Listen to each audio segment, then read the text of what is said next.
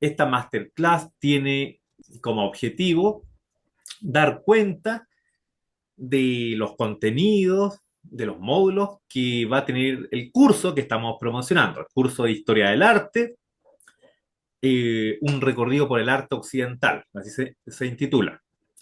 Eh, la, bueno, ese es el objetivo de esta clase, dar cuenta de esos módulos. Van a ser 4 módulos, es decir, 4 clases, en las cuales las 3 primeras van a ser un recorrido, como lo dice el subtítulo, por el arte occidental.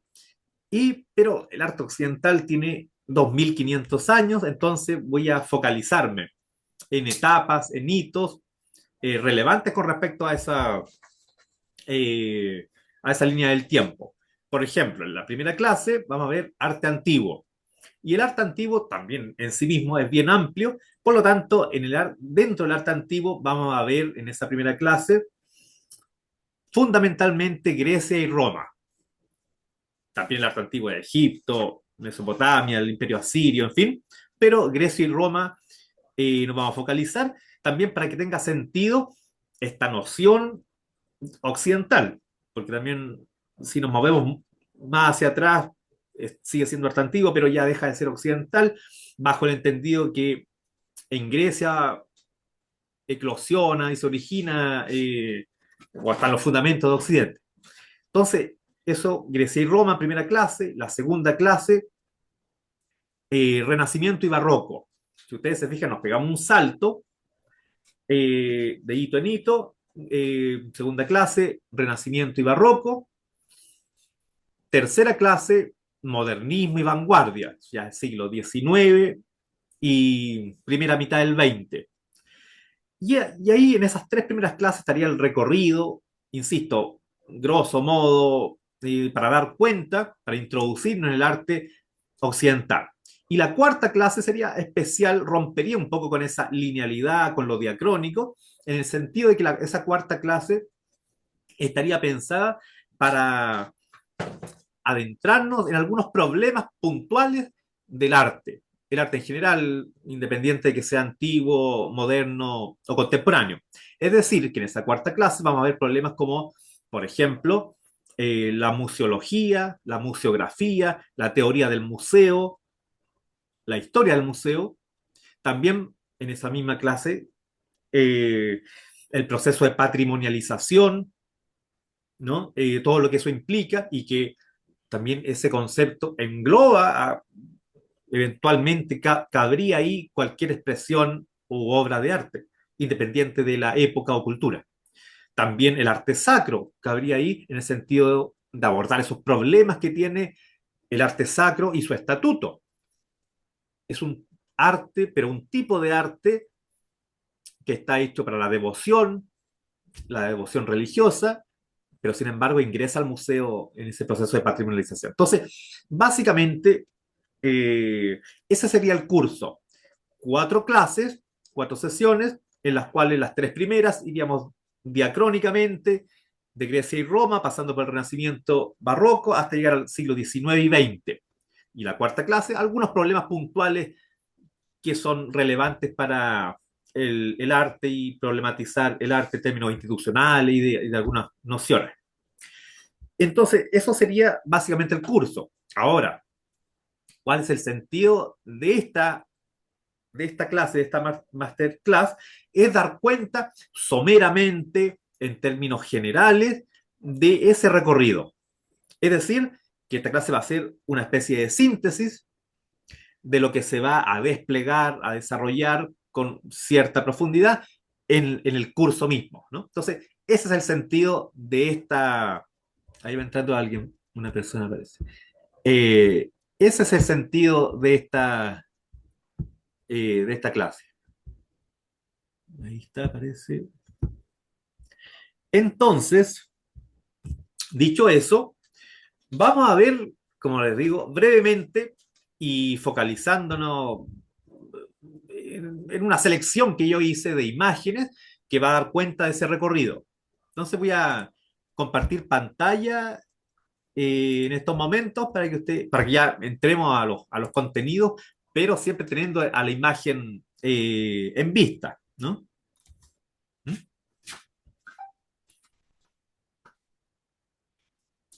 A ver, aquí está. Tengo un PowerPoint que preparé.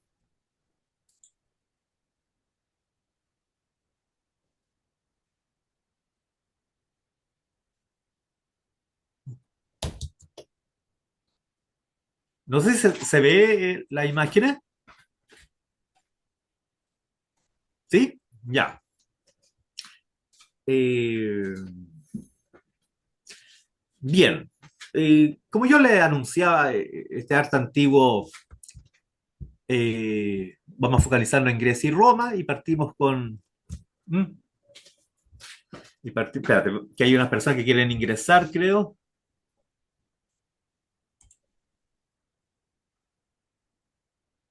Deciden ingresar a algunas personas. Parto de inmediato con el Power.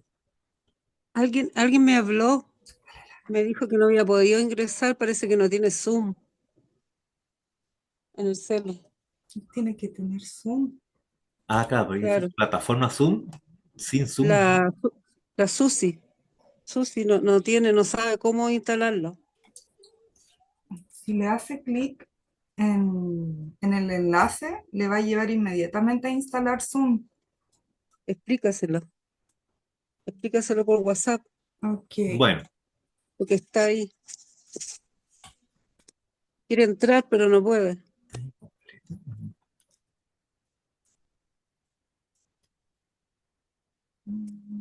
Hola, ¿cómo están? estamos ingresando personas.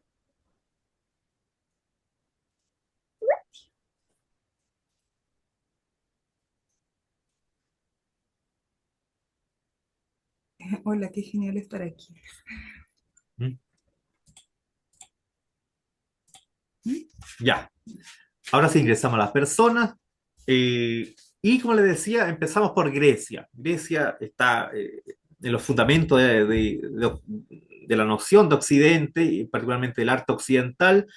Por cierto que se discute, está en tensión y siempre eh, no hay unas voces unívocas con respecto a ese milagro griego, en el sentido de qué tanto innovó ex nihilo de la nada o pidió prestados ciertos elementos culturales que los reelaboró, en fin.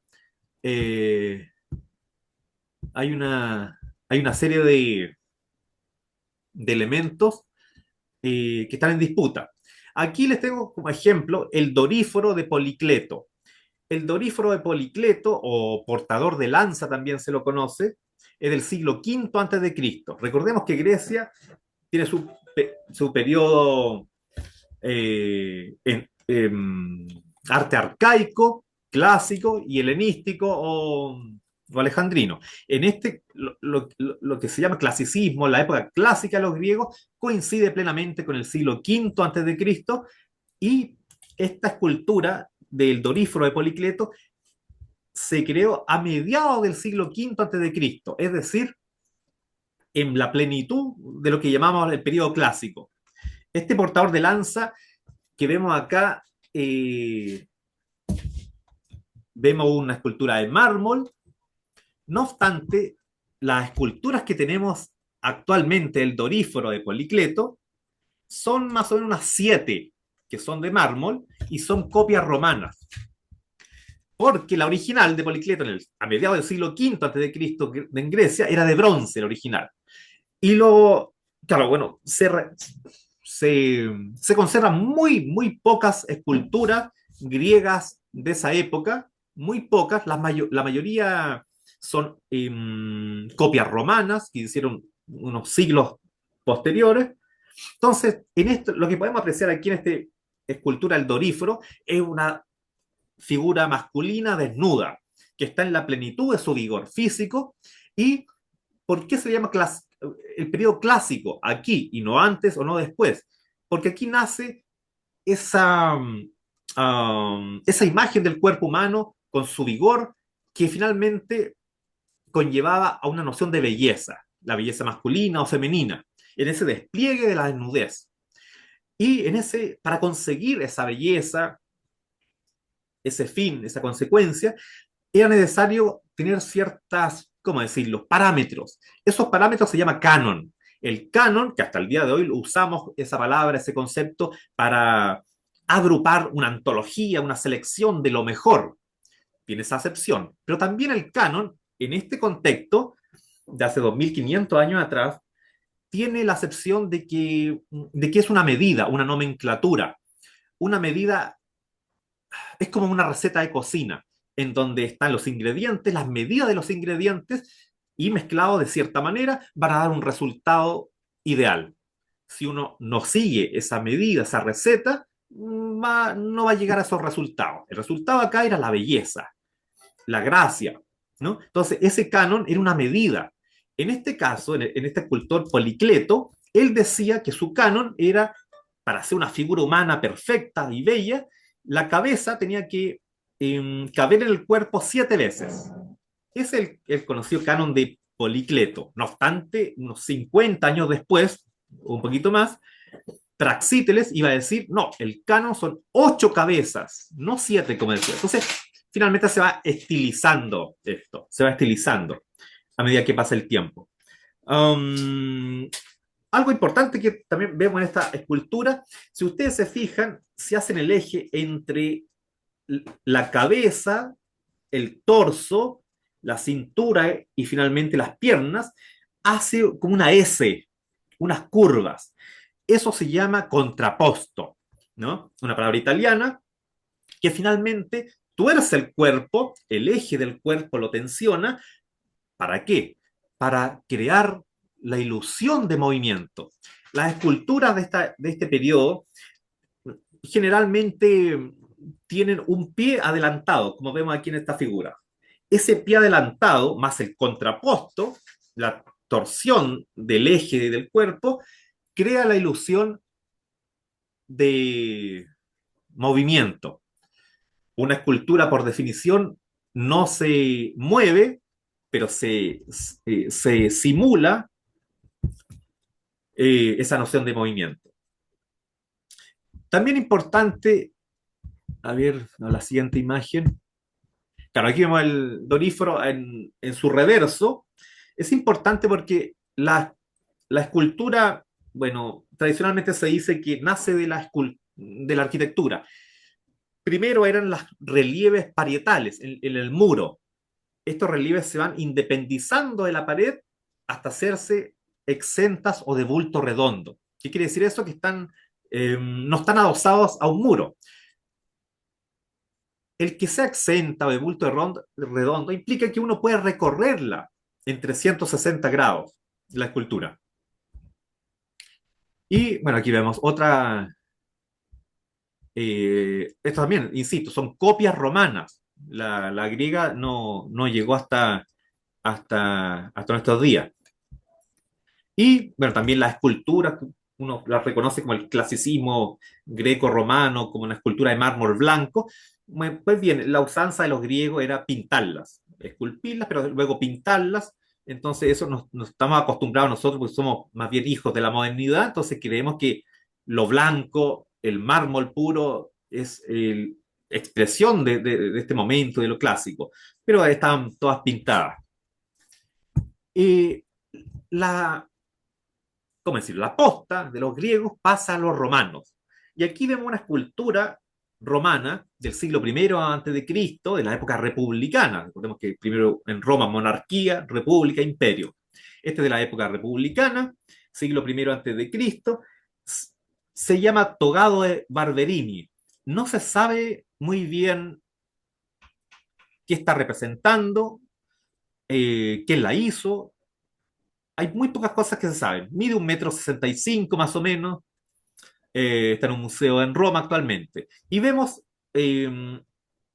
bueno, por la vestimenta, los historiadores del arte creen que es un patricio, alguien de la aristocracia, alguien adinerado, con poder, y que lo que sostiene en sus manos, que vemos dos rostros.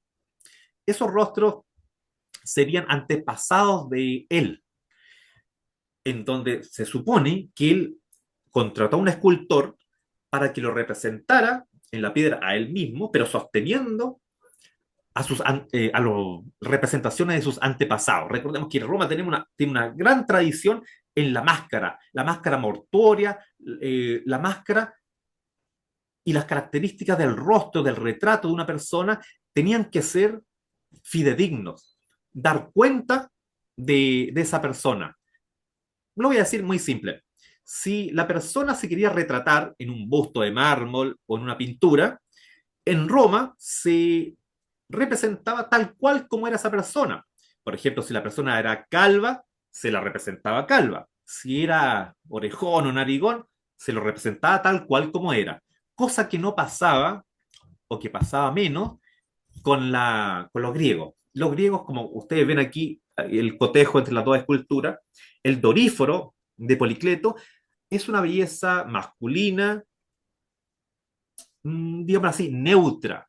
Busca la belleza en sí misma, pero no podemos particularizar, y de hecho los historiadores no se ponen de acuerdo si la representación es de un soldado, de un atleta, de un dios, porque es como neutro. Mientras que el togado Barberini en Roma, esos tres representaciones que hay ahí de rostros faciales tienen su particularidad.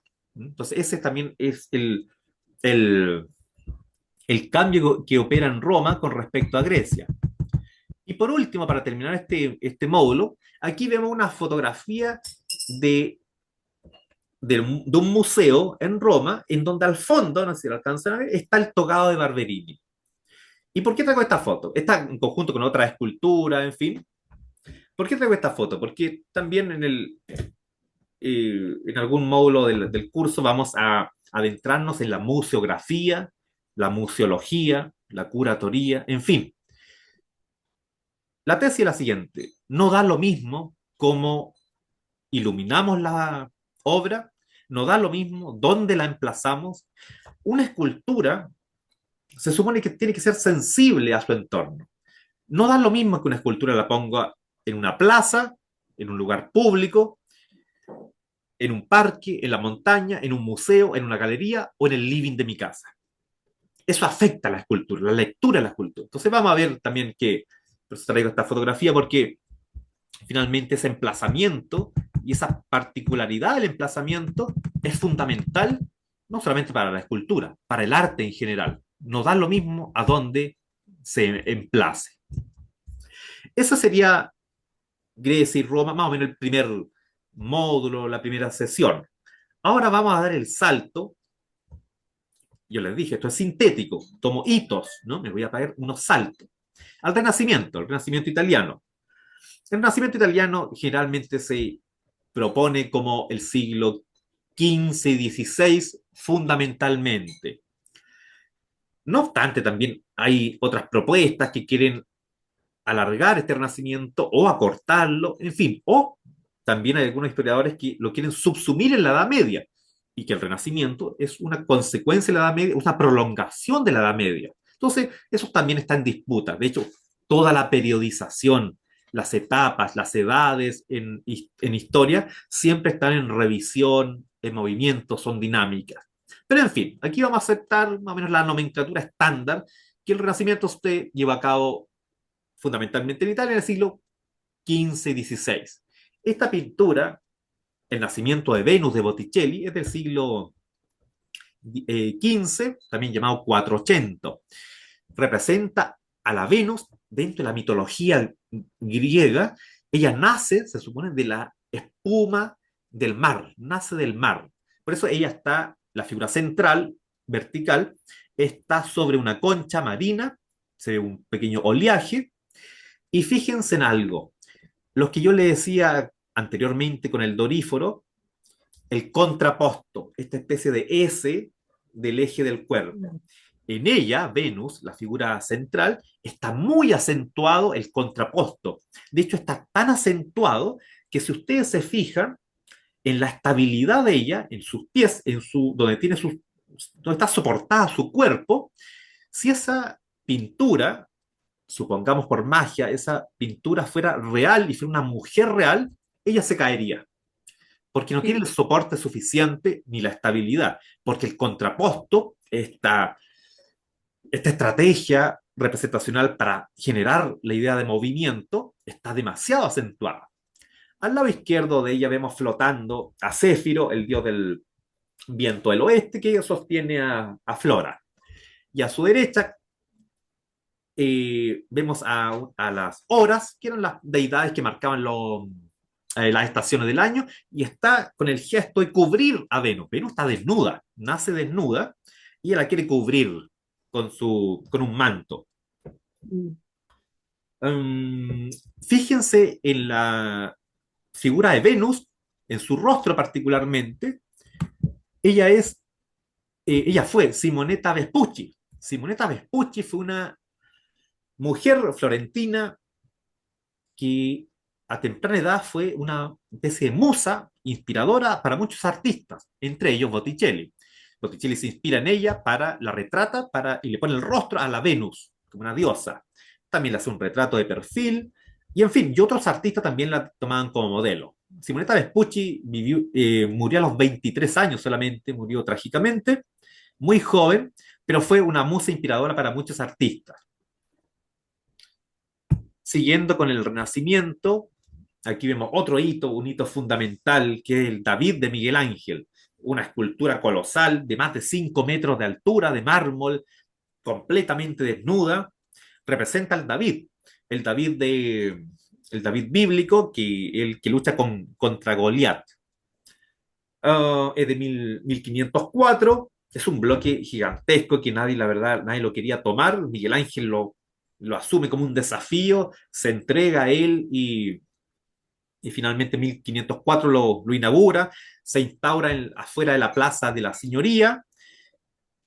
Desde esa época, principio del siglo XVI, y está ahí, en la calle, en una escultura pública, afuera del Palacio Vecchio, y hasta 1873, por razones de conservación, porque estaba la intemperie, la lluvia, el sol, le pegaba de lleno.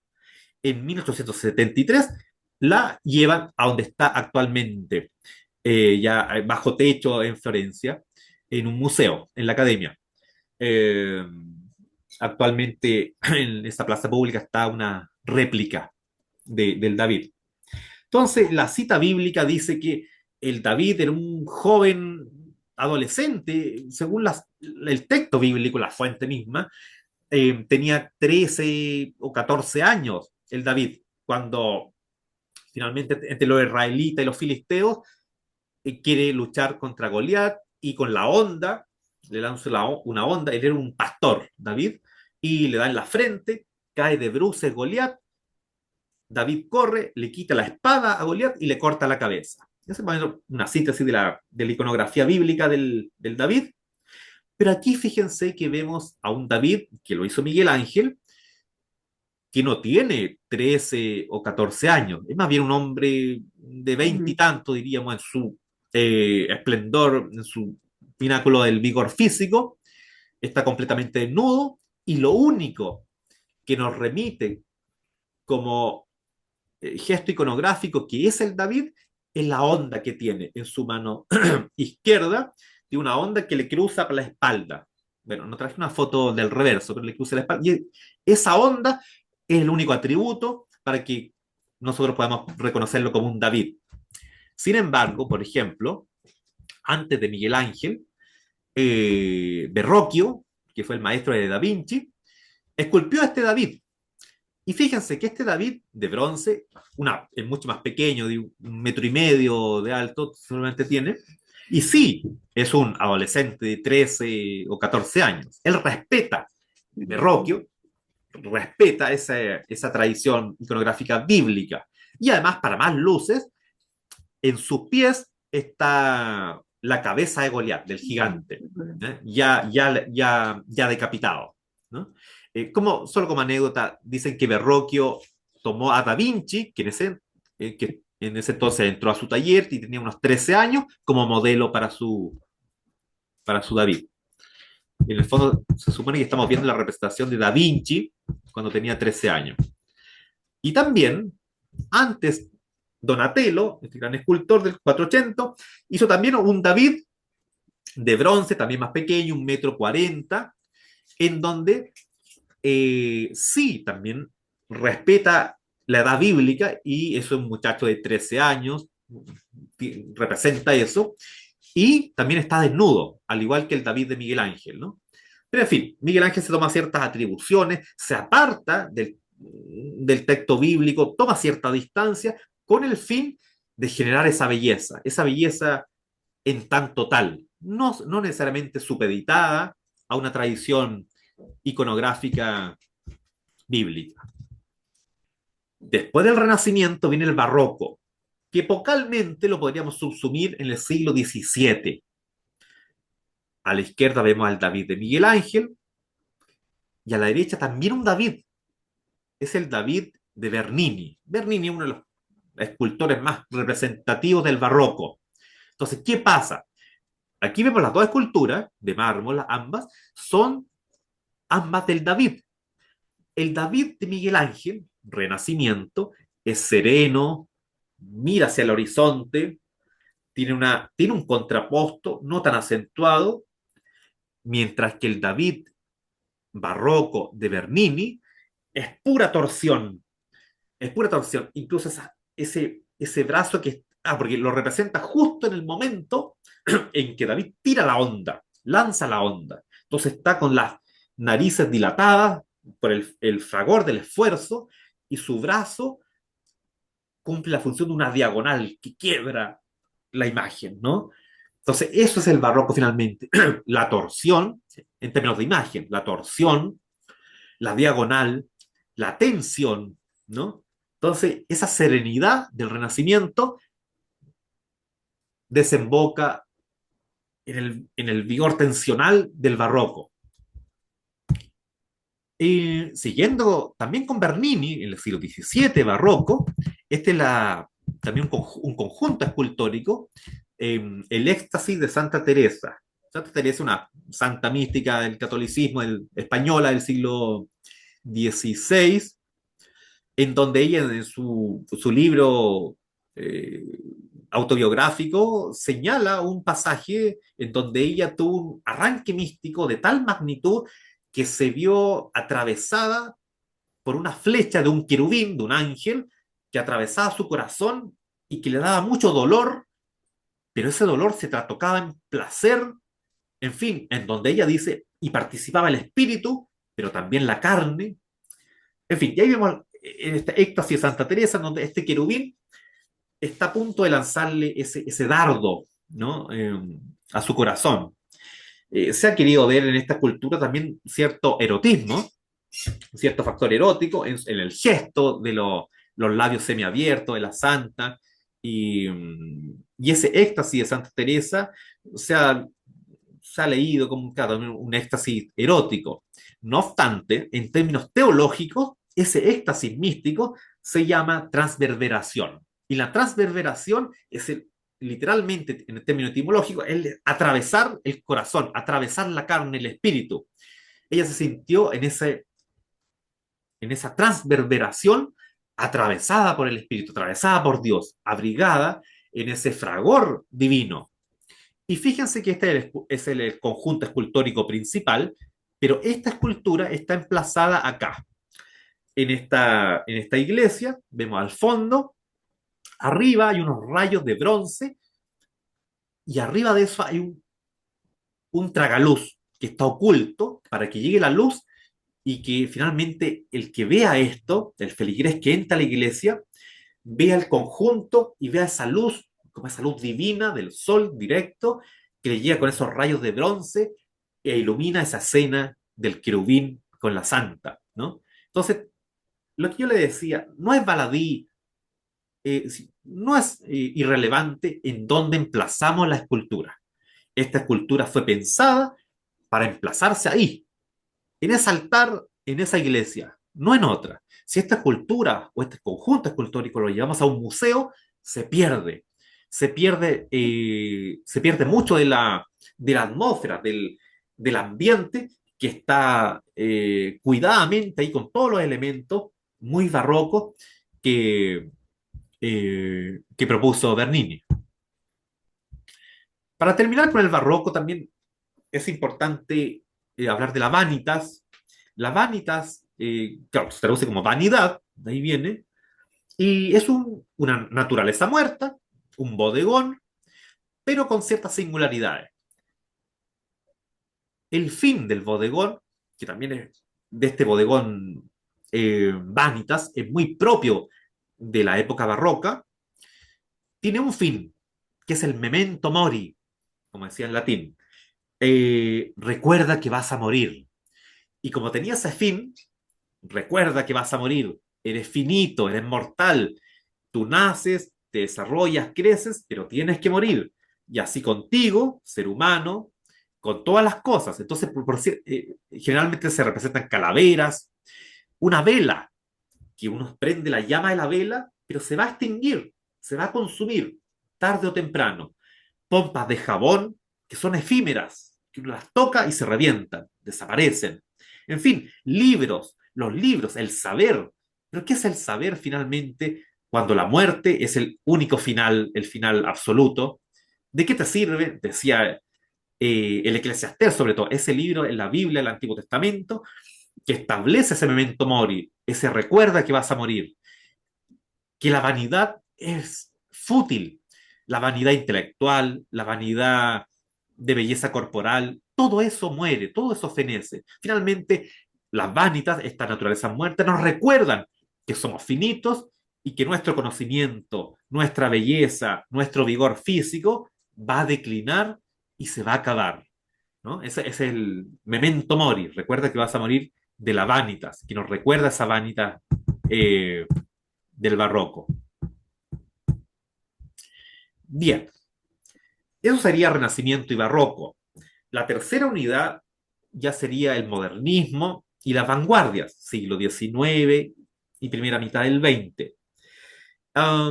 Y en este sentido hay un artista paradigmático que es Manet. Manet pinta este gran cuadro que se llama Almuerzo sobre la hierba en 1863.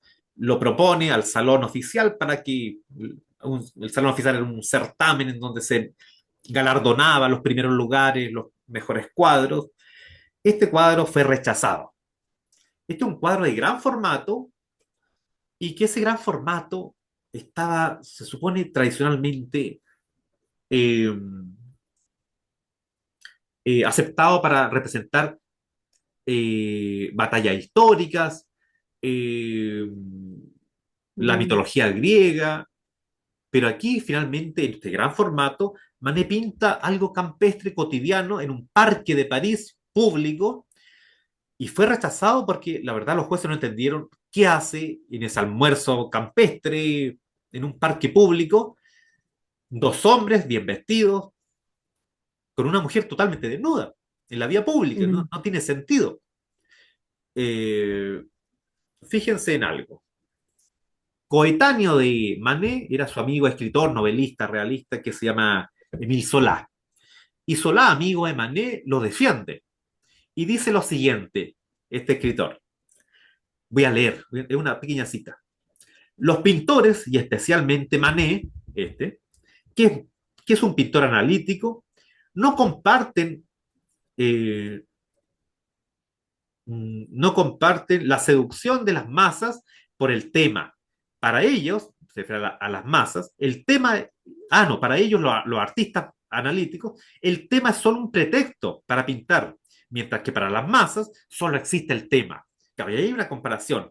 Las masas, este gusto popular, este gusto no solamente popular, sino más bien de lo que premia la academia, la oficialidad, le da mucha importancia al tema. Sobre todo era muy bien estimado el tema mitológico, el tema histórico, en fin. Para estos artistas, el tema es un pretexto. Yo quiero pintar y quiero reconocer la pintura en tanto pintura. Ya, no, ya se distancian de esa tradición. Entonces, por eso aquí el tema finalmente no se entiende para estos críticos, porque hay una mujer desnuda que está muy apacible y mirándonos a nosotros, al espectador, junto con dos hombres bien vestidos, que esa vestimenta y en esa época uno podría decir que eran unos dandis, o un hombre sofisticado, culto, citadino, agudo en su pensamiento, en fin. Ese en un primer plano. El plano más profundo, hay una mujer que está en el río, pero esa mujer que está en la profundidad, está lejos, está muy grande con respecto a la distancia del primer plano con el segundo plano. Entonces, Mm. los críticos de esta pintura decían, no sabe pintar Manet porque no sabe la perspectiva. La perspectiva te dice, como elemento básico, si en el primer plano quieres pintar un árbol, lo haces grande. Si quieres pintar un árbol lejos, hazlo más pequeño. Básico en la perspectiva. Manet no le interesa la perspectiva, o quiere tensionarla, porque le interesa la pintura en tanto tal, ¿no? Esos son algunos elementos rupturistas que ya a mediados del siglo XIX se empiezan a sentar y que finalmente van a producir las vanguardias, que finalmente son una radicalización de estos postulados. Después de Manet vienen los impresionistas. Los impresionistas eran un grupo de artistas bohemios que se juntaban en la cafetería de París, en donde también, junto con Manet, enviaban sus cuadros al salón oficial para ver si competían en el certamen, y eran rechazados constantemente.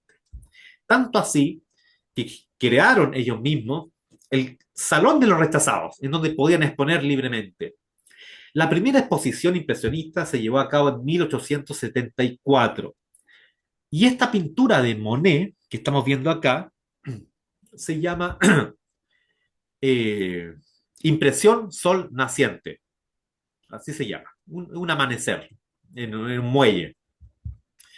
Cuando los críticos de arte de la época, de los años 70 del siglo XIX, vieron esta pintura, vieron las pinturas impresionistas, se rieron de esto, se mofaron y dijeron, estos artistas no saben pintar porque finalmente lo que vemos es una pintura inacabada, una pintura que está en progreso, pero que no está terminada, según ellos, porque la pincelada está expuesta, las formas no están definidas, el contorno no está definido, entonces estaban como inacabadas para los críticos. Se mofaron de estas pinturas, mal hechas según ellos.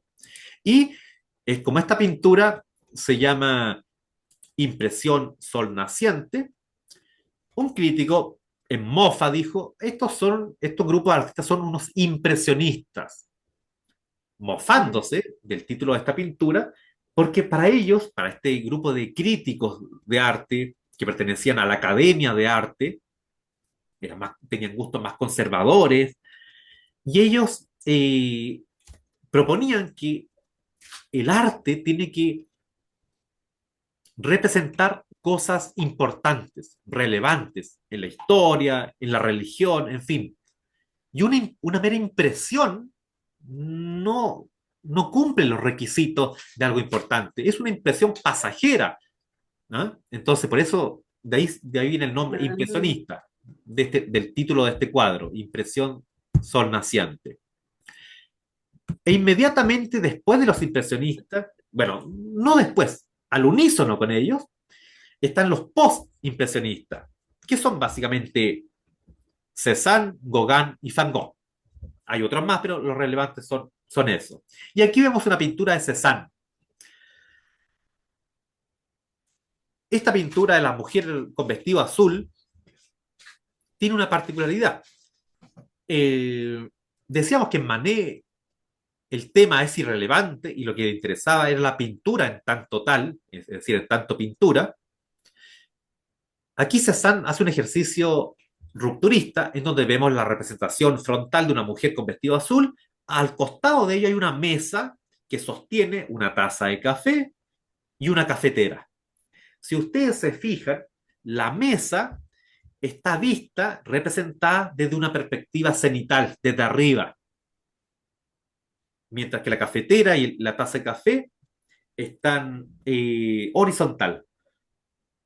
Entonces, en una misma composición, mezcla Cézanne dos tipos de perspectiva, en una misma composición, ¿no? Entonces, ¿por qué? Porque está jugando, está organizando o reorganizando las nociones propias de la perspectiva. Tradicionalmente la perspectiva servía para generar una ilusión de una profundidad donde no la había, donde el cuadro es plano siempre, pero crea esa profundidad que está teorizada en el Renacimiento por Alberti, que llamaba el cuadro ventana. Si uno ponía un cuadro realista en el muro, daba la impresión de que era una ventana.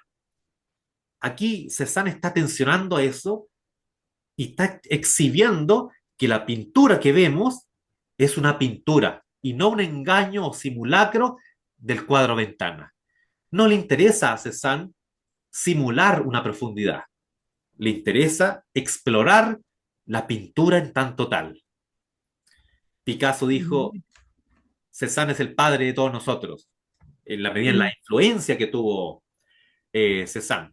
Si Cézanne, a ver, si Van Gogh en el siglo XIX permitió en el siglo XX la emergencia del expresionismo, Gauguin en el siglo XIX permitió en las vanguardias el simbolismo, Cézanne entonces permitió el cubismo. Y lo vamos a ver cubismo. de inmediato con Picasso. Aquí ya entramos al siglo XX. Aquí ya entramos al siglo XX y a las vanguardias. Cézanne muere en 1906. Al otro año, en 1907, Picasso pinta La señorita d'Avignon, que es una representación de 5 figuras femeninas. Fíjese en los rostros, algunos están muy distorsionados, otros son más, eh, siguen más la convención mimética, ¿no? Se dice que esos rostros más distorsionados influyeron en Picasso el arte tribal, el arte africano, el arte ibérico, del neolítico, en fin, esas máscaras tribales en donde Picasso y otros artistas del momento vieron libertad. Cuando veían estas máscaras tribales con mira, eran geométricas, 2 rayas eran los ojos, un triángulo era la nariz y así. Veían estos artistas occidentales, veían estas máscaras y decían, envidio la libertad que tenían, la libertad expresiva, la libertad compositiva que tenían estos artífices o artistas artesanos. Entonces de ahí toma esos rostros distorsionados Picasso. Eh, Mm, ¿Qué más? Bueno, decíamos que en el cuadro de Cézanne, de la mujer con vestido azul, Cézanne emplea 2 tipos de perspectiva en un mismo cuadro. Bueno, aquí Picasso emplea una multitud de perspectivas en un mismo cuadro, ¿no? Esa es la maravilla de Picasso y por eso el cubismo, ya de la vanguardia, siglo XX, iba a ser muy deudor de las exploraciones pictóricas que hizo antes Cézanne. El cubismo claro. era ese, ahora el futurismo, otra vanguardia de principios del siglo XX, nació comandada por Marinetti, un poeta italiano, eh, que le fascinaba el movimiento, la turbulencia, lo dinámico. Por eso es que la modernidad, los motores rugientes, el vértigo de la ciudad, el movimiento, ¿no? Eso le encantaba. Y decía Marinetti, hay que quemar los museos, hay que quemar las bibliotecas, hay que quemar la Mm, academia. Lo único que importa es el fragor de los tanques, del motor, del movimiento de la máquina, lo rápido, ¿no? Eso eran los futuristas, eh, como emblema de esa modernidad todavía, de ese siglo XX, recién iniciándose y que tenía expectativas que finalmente después fueron defraudadas porque Marinetti y el grupo de futuristas tuvieron mucha injerencia en la emergencia del fascismo italiano, ya en términos políticos y sociales, ¿no?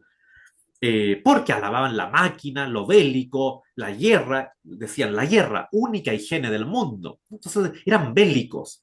Ahora, empieza la Primera Guerra Mundial y se enlistan estos grupos de futuristas y empiezan a morir.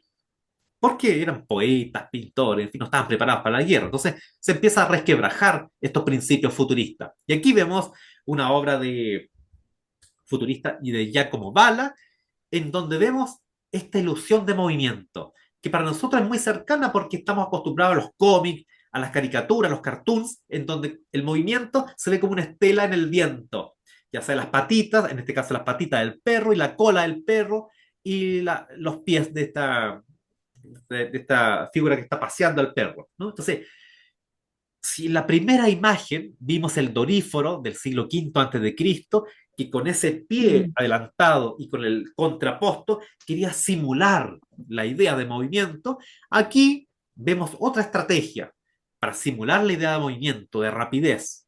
Esta estrategia que nosotros la conocemos como de los cómics o de los cartoons, ¿no? Que dejar esta estela. Finalmente son estrategias para generar la ilusión de movimiento, de dinamismo. También dentro de las vanguardias y en la misma época de los futuristas surge el arte abstracto. ¿Qué es el arte Mm. abstracto? Es una composición que está diseñada de tal manera para que uno no reconozca ningún elemento cotidiano. Un lápiz, una silla, un árbol, una casa, en fin. Cuando no reconocemos ningún elemento sensible, estamos frente al arte abstracto. Ahora, dentro del arte abstracto existen diferentes modulaciones, existen diferentes expresiones. Kandinsky, el que estamos viendo ahora, es un artista que la tradición historiográfica instituye que él fue el primer artista consciente del arte abstracto. Eso es muy discutible, pero se le da ese galardón de pionero del arte abstracto a Kandinsky. Ahora, cuenta la anécdota, Kandinsky estaba en su estudio, el primero, cuando era más joven, pintaba composiciones más tradicionales, un árbol, un paisaje, un retrato. Convivía con una modelo, que servía de modelo para sus obras. Él fue a pasear, fue a hacer un paseo al parque.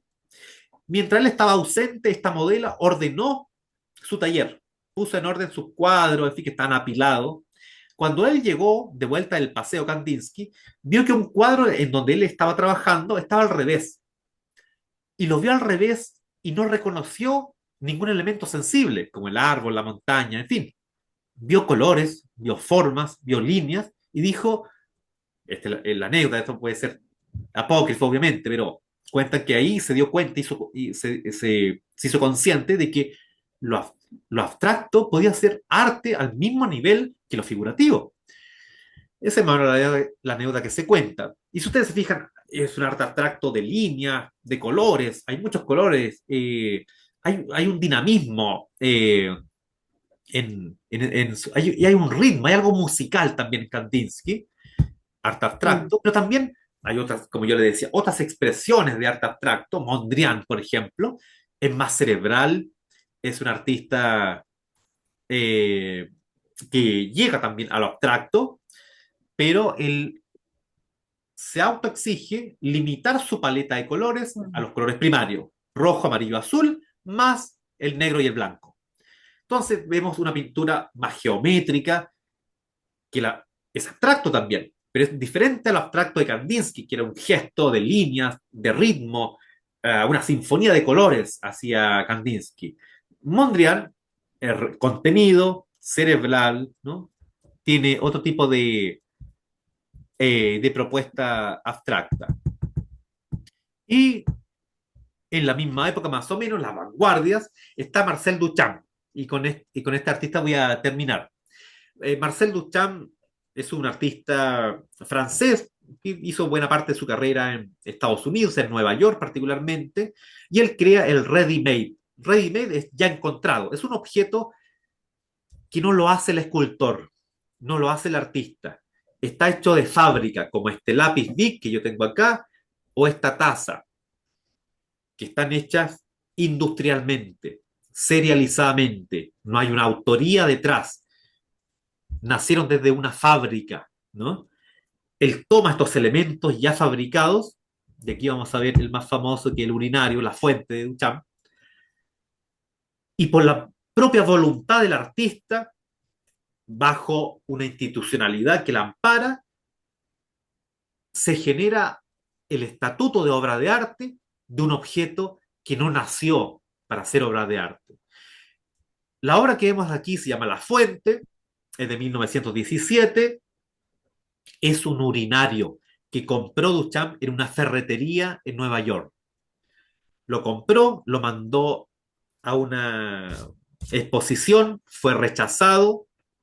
En fin, esa historia es larga y la voy a contar con más precisión en el curso, pero quedémonos en algo. Es un urinario real, no lo hizo un escultor, pero bajo un plinto enmarcado en la institución museo, una galería, es arte. Ahora, esto de aquí nace el arte conceptual, aunque el mérito de Duchamp es que lo hizo hace más de 100 años atrás. Fue el primero que instauró una voluntad del artista en contraposición a lo retiniano, al ojo, a lo que ve, a lo figurativo y a la tradición del arte, ¿no? Entonces aquí vemos un urinario que se instituye como arte y es eclosión de lo que después se iba a llamar arte conceptual. Eh, entonces, también si ustedes se fijan, aquí con Duchamp ya no se necesita, no se requiere, no es requisito, no es necesario que el artista tenga destrezas para dibujar bien, para esculpir bien, que se instruya, que trabaje duro para llegar a dibujar bien o esculpir bien.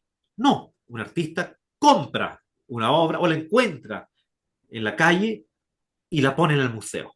Se fijan, esa es la revolución de Duchamp que trastoca todo y tiene sus epígonos. Hasta ahora, ustedes se han dado cuenta que sale la noticia y cada cierto tiempo sale en la noticia esto que se vendió, se remató a miles de dólares una escultura invisible.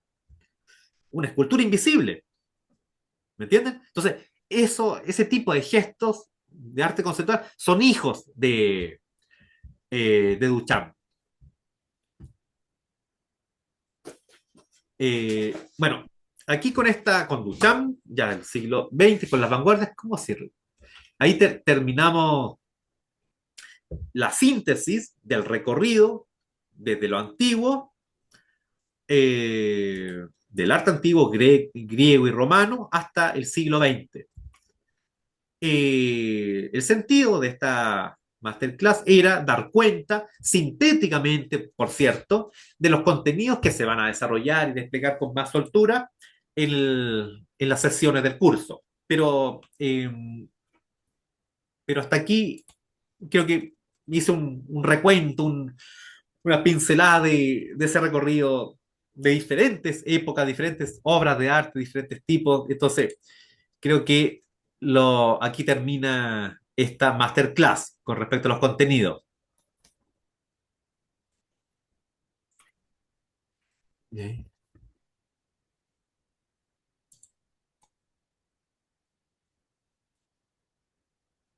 Bien, entonces, entonces los dejo invitados para que se ingresen a la página que creamos de estos talleres, de estos cursos, se inscriban en el link del perfil o nos envíen un mensaje, en fin, quedan obviamente cordialmente invitados todas y todos para estas clases. Y lo último también, no sé si tienen, yo he hablado mucho, pero no sé si tienen alguna pregunta, consulta, comentario, en fin, eh, al respecto. Ahí se... Buenísima la clase. Gracias por invitar. Están escribiendo algunos comentarios. Son muy halagüeños los comentarios. Pueden abrirlo. Son muy halagüeños. Sí. Bueno, también pueden abrir su Emilio, micrófono si quieren, si así lo desean. Emilio, Sí, le escucho. sabes que encontré súper interesante la masterclass. En realidad, yo fui profesora varios años me tocó hacer arte. Digo, me tocó porque igual como profesora básica te mandaban a hacer una asignatura y tú tenías que hacerla, pero de verdad que lo encontré súper interesante porque la forma en que tú lo mostraste, a pesar de que fue un recorrido así súper pincelado, de a poquito, muy corto, o sea, aprender en este poco rato, aprendí lo que no sabía yo de cuando, de mucho tiempo, porque en verdad que yo hacía clases de arte, pero no sabía de historia del arte. Y ahí me doy Ya. cuenta que estaba haciendo un arte como muy vanguardista. Así que nada, solamente felicitarte, muy bien explicado, tienes como una forma de explicar muy interesante Y, y sabes que yo me estoy como animando a hacer este curso porque de verdad que, que me resultó muy ameno y poder saber un poco más de cada etapa, ¿no? Que fue tan distinto que no me imaginé, por ejemplo, yo veía siempre ese cuadro de la niña que estaba parada sobre esa concha y Ah, decía yo, esta niña se va a caer, esta niña se va a caer, pero no sabía cómo se llamaba eso, de dónde venía, por qué la habían hecho así de esa manera, como que estaba tan contorneada que no entendía ese contorneo de la pintura. Así es que bueno, pasar desde Grecia a Roma hasta llegar al baño ese, al inodoro, no sé, fue como, fue como igual interesante y poder entenderlo. Eso es lo importante. Así que nada, felicitaciones y bueno, ahí esperamos encontrarnos en el curso. sí, quedan cordialmente invitados si así lo quieren. Claro, y esa es la idea. La historia del arte es tan grande que la verdad es que en Mm, general, o sea, no generalmente, siempre los historiadores del arte se especializan o en Renacimiento, o en la vanguardia, o en algún autor, alguna época, porque es tan inmenso que cuesta abarcarlo todo. Ahora aquí lo que yo estoy haciendo es una mirada global, general, por cierto, para la guía, aquí el hilo rojo, es Occidente. Son los últimos claro, 2500 años, y eso es como lo que articula todo esto, que es tan diferente, como te decía, desde esta escultura de mármol hasta este urinario de un baño. Entonces, claro, claro, el arco es muy grande. Sí, claro. Sí, grande, interesante igual saber sobre eso porque finalmente de repente a uno le gusta el arte o alguien dice, oye, yo me encanta dibujar, me encanta pintar y de repente puede que estés pintando un cuadro muy bueno, o sea, y tú no lo sabes, pues, si no sabes un poco de esta historia, ¿no? claro. A ver, ya. Entonces lo dejamos hasta acá. Les doy las gracias por su tiempo, por su en fin, voluntad de haber estado en esta, ¿cuánto? Fueron como unos 50 minutos más o menos, entonces me voy muy agradecido de su presencia, de su tiempo. Así que muchas gracias.